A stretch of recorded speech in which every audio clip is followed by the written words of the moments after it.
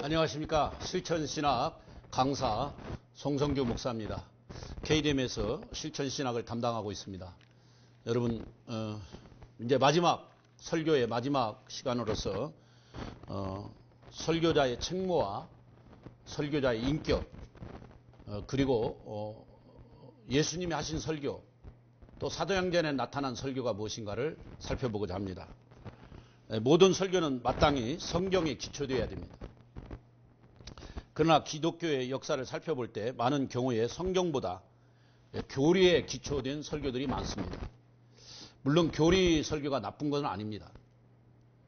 그러나 항상 성경을 해석하는 성경 해석 설교가 중요하다는 것입니다. 그래서 어쨌든 우리가 이 성경에서 예화를 찾고 성경에서 말씀을 선포하는 일에 최선을 다해야 될 줄로 믿습니다. 설교자의 책무는 설교자는 하나님의 계시를 전달하는 하나님의 입입니다. 인간 설교자를 통해 거룩하신 하나님의 계시가 전달되는 것입니다. 그런데 한 가지 의문이 있습니다. 그는 어떠한 경우에도 자동적으로 하나님의 입으로 사용되는가 하는 것입니다. 강단에 올라가서 자기 말을 하고 세상 여담, 연예인들의 그런 활동, 그런 것도 설교라고 볼 수 있는가? 그건 아니라 이 말이에요. 설교자는 항상 하나님의 말씀을 전달하는 왕의 명령을 전달하는 사신이라는 것을 명심하고 설교자의 책무를 바르게 해야 됩니다. 그래서 설교자는 좋은 인격을 가져야 됩니다.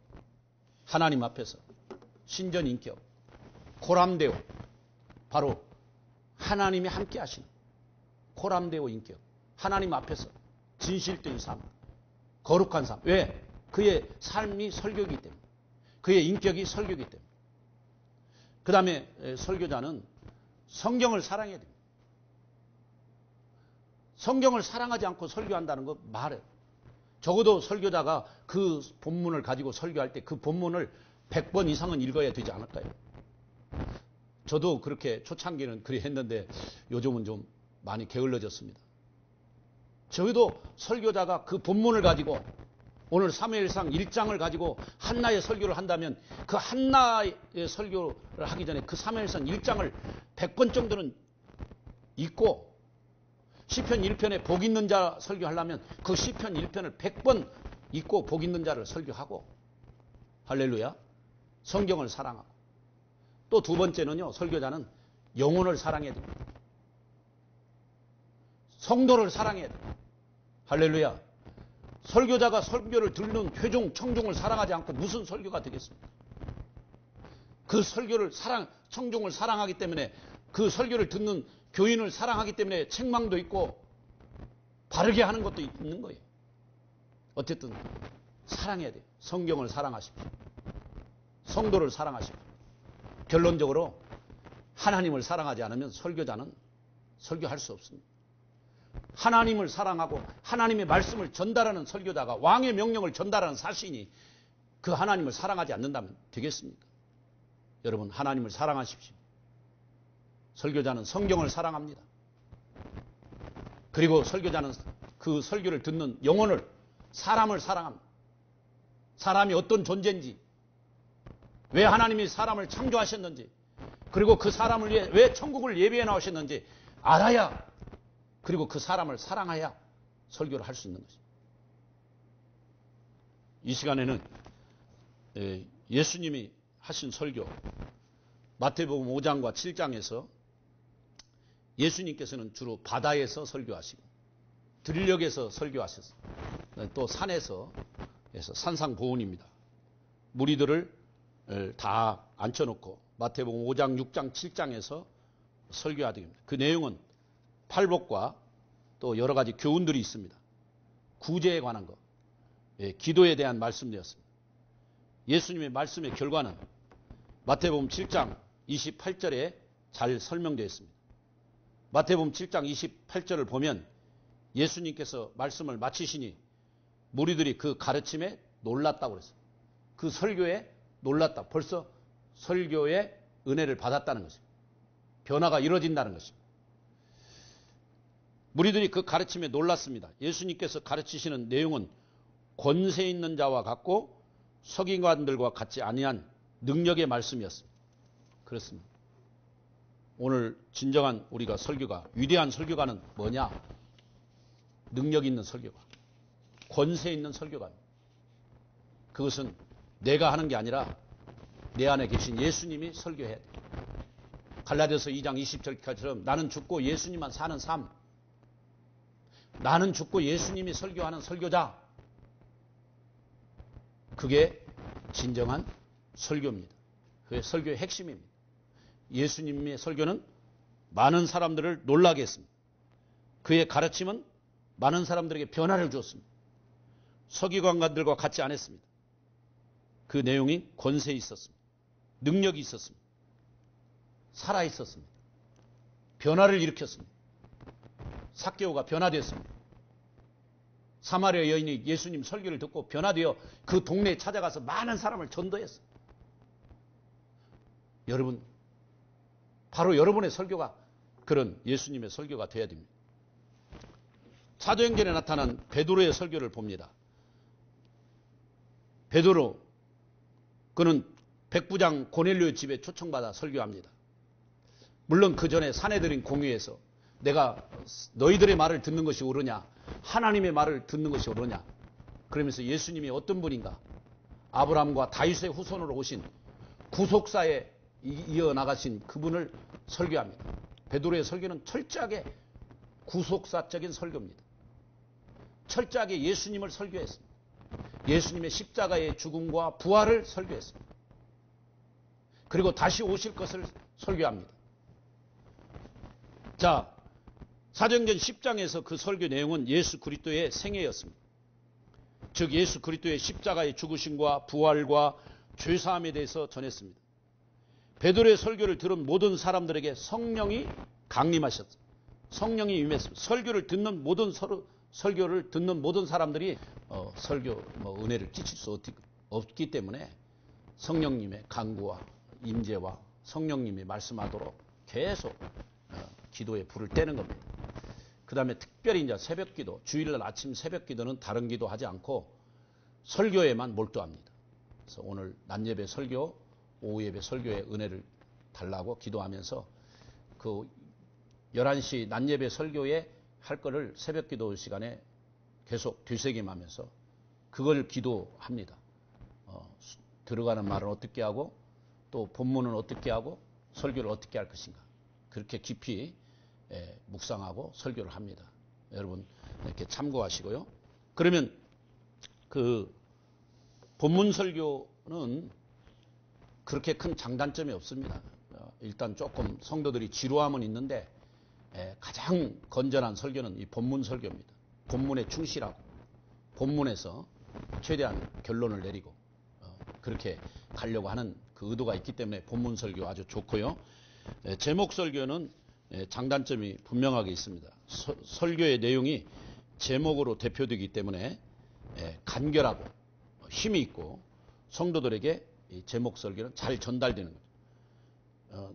제목이 딱 들으면 오늘 말씀이 무엇인가를 자연스럽게 다 알게 되고 그 제목에 따라 성경을 이렇게 모든 걸 끌고 가기 때문에 설교가 쉽습니다. 설교의 역사를 보면 다른 형태에 비해 제목 설교가 많이 있습니다. 제목 설교는 확정한 본문과 관련이 없든 있든 주제나 개념에 따라서 다른 성경 말씀을 끌어오기 때문에 그 본문과 잘 적합한 말씀을 끌어와야 되는데 어느 때는 실수할 수가 있습니다. 그리고 제목 설교는 본문 설교보다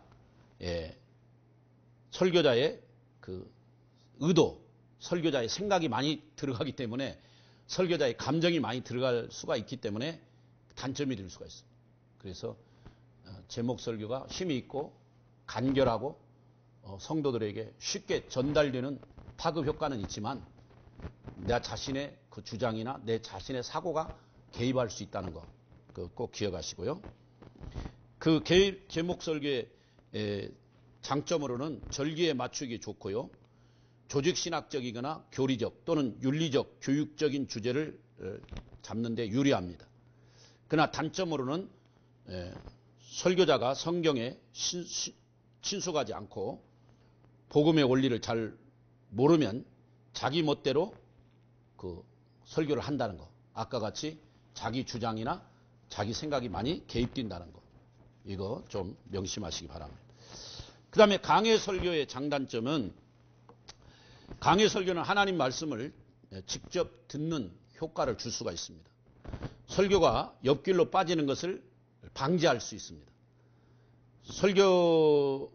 설교자의 개인 사상이 들어갈 수 없는 그 개인 사상이 들어가지 않도록 막아주는 또 좋은 설교입니다. 하지만 많은 경우 강해 설교도 전혀 이렇게 성경적이지 못하는 설교를 할 수가 있습니다. 그 경우에 전혀 복음과 관계없는 자기 생각과 이해를 말할 때 또 강해 설교도 이런 또 단점이 있습니다. 그래서 이 강해 설교를 할 때는 정말 성경에 충실하고 그 본문과 언어에 충실해서 가야 됩니다. 특별히 하나님의 말씀이 올바로 전파되도록 노력을 해야 됩니다. 특별히 강해 설교할 때 요한계시록 같은 경우는 아주 위험하죠. 앞으로 미래에 되어질 일들을 강해 설교할 때 그 요한계시록 같은 경우는 정말 기도를 많이 하고 그 본문에 충실해야 되는데 해석상의 차이가 너무 많이 있기 때문에 또 학자들마다 견해가 다르기 때문에 이 부분은 조심스러워요. 그래서 자기 사상이나 자기 어떤 주장이 들어가지 않도록 온전히 하나님 말씀만을 이렇게 전달할 수 있는 하나님의 뜻을 온전히 전할 수 있는 일에 충실해야 될 줄로 믿습니다. 그래서 저는 뭐 강해 설교, 제목 설교, 본문 설교 세 가지를 잘 이렇게 병행해서 설교해 나가는 설교자가 저는 위대한 설교자라고 생각합니다. 본문 설교면 본문 설교, 강해 설교면 강해 설교, 제목 설교면 제목 설교 해서 그때마다 성령의 임재와 성도들의 변화, 그 설교를 듣는 성도들의 그 삶이 예수님 인격으로 닮아가는 그런 홈런 치는 설교자가 진짜 멋있는 설교자요, 좋은 설교자라고 저는 생각합니다. 그래서 오늘 저는 세 가지 본문 설교, 제목 설교, 강해 설교를 설명했고요. 간단하게 또 이 본문 설교의 장단점, 또 제목 설교의 장단점, 그 다음에 강해 설교의 단단점을 설명했습니다. 그 다음에 설교 중에 가끔 예화를 사용하는데 이 예화가 아주 적절합니다. 스펄전은 이 예화를 사용할 때 건물에 있어서 창문과 같다 그랬습니다. 그 창문을 통해 빛이 들어오잖아요. 설교 전체 전반부에 이 예화가 들어가면 살아있는 빛이 형성이 되고 어떤 생명력이 됩니다. 그러나 잘못 사용하면 오히려 그 설교를 반감시킬 수 있습니다. 그 예화의 가치를 한번 살펴보면 예화의 가치, 첫 번째는 설교의 뜻을 분명하게 해줘야 돼요. 이 예화를 통해서 설교가 오늘 목사님의 설교가 더 무슨 설교인가를 확실하게 이렇게 해줘야 됩니다. 두 번째, 예화는 설교를 재밌게 만들어주고, 세 번째, 예화는 설교 말씀을 오래 기억돼요. 그렇죠? 우리 성도님들도 보면 예화는 꼭 기억하더라고요. 그래서 한번 또 예화를 또 쓰면은 설교 끝나고 목사님 지난번에 그 예화 하셨잖아요. 저는 늘 말합니다. 그런 성도들에게. 이미자의 동백아 가시는 수천 번 들어도 아무 말 안 하면서 목사님 예화 한 번 또 한 번 쓴 거에 대해서 왜 말씀하시냐고. 오늘 이 예화를 또 들어야 할 사람이 있어서 하나님이 하시게 한 거라고. 그러면 서로 웃고 맙니다. 어쨌든 예화는 설교 말씀을 아주 오래 기억하게 하고, 또 예화를 통해서 진리를 아주 강조해요. 예화가 적절한 예화를 사용하면 설교가 굉장히 빛이 되고요. 설교가 살아있는 설교가 됩니다. 그 다음에 예화를 하는 동안 회중을 잘 살필 수 있어요. 예화 시간에는 조금 편하게 설명할 수 있지 않습니까? 그래서 좀 회중과 눈을 마주치면서 그들의 상태를 좀 파악하면서 설교가 있습니다. 그러면 예화 사용할 때 주의사항이 있습니다. 적절한 예화를 사용해야 돼요. 옳토당토 않는 예화를 갖다 끌어다가 갖다 넣으면은 오히려 설교가 반감이 됩니다. 믿을 만한 예화를 사용해야 돼요. 확실하게. 없는 걸 갖다 꾸며가지고 그 예화를 사용하면 큰 위험합니다. 성경 말씀을 예화로 자주 사용해요. 그래서 성경 말씀을 주로 다니엘의 예화, 아브라함의 예화, 요나의 예화, 욥기 인내에 관한 거, 욥의 예화 얼마나 좋습니까? 이런 성경의 인물들을 주로 예화로 많이 사용하는 것이 좋다. 또 예화가 메시지보다 더 앞서면 안 된다. 그렇죠.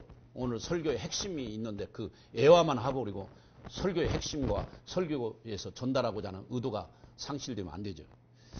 그 다음에 부적절한 언어 사용.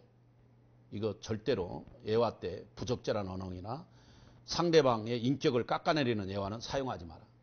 특별히 목사님들, 설교자가 목사님들의 예화를 자꾸 사용해서 목사님 천국에 갔더니 목사는 짜장면 배달하러 갔더라. 이런 예화들을 하면 오히려 목회자의 인격을 더 이렇게 권유와 인격을 이렇게 깎아내리는 그런 것들이거든요. 될 수 있으면 목회자에 관해서는 예화에 자주 사용하지 않도록. 좋은 예화는 사용하되 인격을 깎아내리거나 좀 이렇게 다른 사람들에게 좀 안 좋은 언어, 안 좋은 그 예화는 사용하지 않도록 하는 것이 좋습니다. 실패해서 일어난 예화, 아브라함 링컨 5번이나 그 낙방했는데도 또 일어나잖아요. 이런 거. 또 처칠 같은 경우는 삼수를 하고도 또 이렇게 가서 말도 어눌한데도 위대한 정치가가 되었다는 거. 여러 가지 그런 실패해서 일어난 루스벨트 대통령이라든 이런 간증은 예화는 아주 좋죠. 또 11조 예화 같은 건 락벨러 오른쪽 포켓에 항상 어머니가 11조 포켓을 만들어줘서 하나님을 생각하고 11조 하게끔 했다는 거. 그래서 축복을 받았다는 거. 이런 것들이 아주 잘 가미돼서 예화를 적절하게 사용하면 예화 사용이 중요하다. 그러나 설교 하나님 말씀보다 예화가 앞장서면 안 되고 또 예화를 너무 많이 하면 교인들한테 이게 은혜가 안 됩니다. 하나님 말씀과 본문에 충실해서 설교 하나님 말씀 성경을 많이 예화를 사용하는 것이 중요하다고 봅니다. 또 설교의 내용이 있습니다. 설교의 내용은 뭘 할 것이냐? 먼저 창조주 하나님의 사랑을 전해야 됩니다. 설교의 내용에 창조주 하나님이 들어가야 돼요. 항상. 그 다음에 예수님의 십자가의 보혈, 그 대속. 오늘 한국 교회의 설교가 건강 문제라도 윤리 문제는 많이 설교가 되는데 예수님의 십자가가 없고 주님의 그 사랑, 하나님의 사랑이 없다면 그 대속의 은혜가 없다면 안 됩니다. 반드시 설교에는 예수님의 십자가와 그 고난과 죽음과 부활, 앞으로 재림, 하나님 나라 천국, 이것이 설교에 들어있어야 됩니다. 저는 가급적이면 성부 하나님의 그 사랑, 예수님의 십자가의 보혈, 그리고 하나님께서 계획한 하나님 나라 천국에 대해서 늘 의도적으로 설교를 하려고 그 내용을 많이 집어넣습니다. 그 다음에 성령 하나님의 역사, 지금도 살아계셔 역사하시고 우리를 위로하시고 우리를 도와주시고 우리를 상담해 주시고 파라클레토스, 보혜사 성령님, 그 성령님의 내조와 성령 충만에 대해서 이 성령님에 대해서 주로 말씀을 많이 그 내용이 들어있어야 됩니다. 그래서 성부 하나님의 사랑, 또 성자 예수 그리스도의 속죄, 성령 하나님의 임재, 그리고 역사하심, 이것들이 설교의 내용에 들어있어서 그 내용을 성도들이 그것을 알고 갈 수 있도록. 어쨌든 설교하면서 여러분들이 참고할 설교는 예수님의 설교입니다. 사복음서에 나와 있는 예수님이 디베랴 바닷가에서 설교하신 것, 특별히 산에서 설교하신 그 산상보훈, 심령이 가난한 자는 복이 있나니, 팔복설교, 예수님의 설교를 좀 여러분이 잘 연구하시고 그 예수님의 설교에서 힌트를 얻으시고 또 사도행전에 나타난 그 베드로의 설교, 이 구속사적 설교죠. 그 다음에 스데반의 설교, 이 사도 바울의 설교, 이런 설교들을 많이 참고해서 여러분들이 설교에 도움을 받기를 바랍니다. 그래서 설교는 깊이 연구하고 내가 묵상해야 됩니다. 그래서 내가 많이 입력된 만큼 출력이 된다고 그랬습니다. 내가 정보를 많이 알고 내가 많이 알고 있는 만큼 출력이 되는 거예요. 그래서 설교자는 일반 서적도 좀 일주일에 최소한 한 권은 꼭 일반 서적 한 권을 읽어야 돼요. 그리고 원어 주석 성경을 많이 보십시오. 그래서 호쿠마 주석, 그랜드 주석을 많이 추천하니까 좀 많이 읽으시고. 설교는 말로써 하는 게 아닙니다. 인격입니다. 우리 한국 강단에 훌륭한 목사님들 얼마나 많습니까? 대교의 목사님들 많습니다. 그러나 마지막 그 인격, 그 삶이 이루어지지 않아서 비난받고 조롱받는 설교자들이 많습니다. 아무쪼록 우리 KDM 모든 학생들은, 이 강의를 듣는 모든 성도님들은 삶과 인격이 설교와 매치되는 신행일치삼, 언행일치삼, 할렐루야. 그래서 우리의 삶이 설교가 되고 설교가 삶이 되는. 제가 개인적으로 요즘 많이 참고하는 설교를 많이 듣는 목사님들은 이찬수 목사님, 유기성 목사님, 이동원 목사님, 그런 말씀 목사님들의 설교를 많이 듣습니다. 어쨌든 여러분들도 잘 참고하셔서 설교는 말로써 되는 게 아니다. 설교는 삶이요 행동입니다. 할렐루야. 이 설교를 통해서 내 삶이 나타나는 것입니다. 내 삶을 통해 삶 자체가 설교가 되어야 되는 거죠. 그래서 진실한 삶, 거룩한 삶, 깨끗한 삶, 성별된 삶, 하나님의 사람으로서 늘 하나님 나라 천국을 사모하고 1시간 설교를 위해서 화요일날 1시간 계속 그렇게 해서 토요일날 주일날은 2시간씩 더 기도를 한다면 주일날 강단에 쏟아지는 말씀이 놀라운 것입니다. 미국 목사님들, 독일 목사님들, 영국 목사님들이 한국 목사님들 보고 놀라는 것이 한 가지가 있습니다. 어떻게 일주일에 설교를 5편에서 10편을 하느냐고요. 그렇습니다. 그분들은 일주일에 한 편 하고 말잖아요. 근데 한국 목사님들은 새벽기도, 금요기도, 수요예배, 가정 구역예배, 주일 낮예배, 오후예배, 밤예배, 하루에 10편, 일주일에 10편 이상 하는. 참, 그 미국 목사님들, 독일 목사님들, 영국 목사님들이요, 기절할 만합니다. 그 사람들은 한 편 하기도 힘들어 하는데. 근데 제가 말씀드린 거는 한 편을 하느냐, 10편을 하느냐, 그게 중요한 게 아니죠. 어떤 설교를 하느냐.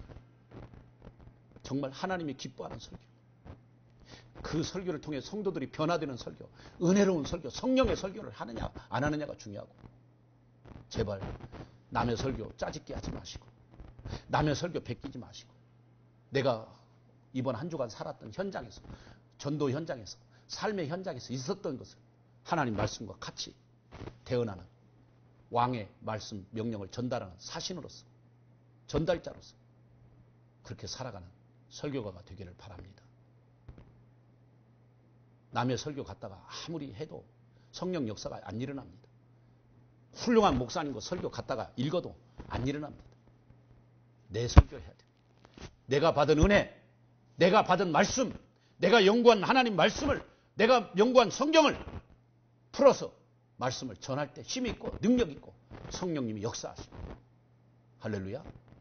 그래서 성경 연구를 많이 하시고 설교 준비를 많이 하셔서 승리하는 설교가 되시고 하나님이 기뻐하는 설교가, 하나님 나라 천국에서 면류관 많이 받는, 하나님 나라에서 위로와 상급을 많이 받는, 영광을 많이 누리는 그런 KDM 설교가들이 많이 나오기를 축복합니다. 감사합니다. 지금까지 경청해 주셔서, 강의 많이 잘 들어주셔서 너무너무 감사합니다. 할렐루야. 저는 일산 명성교회 송성규 목사였습니다. 감사합니다.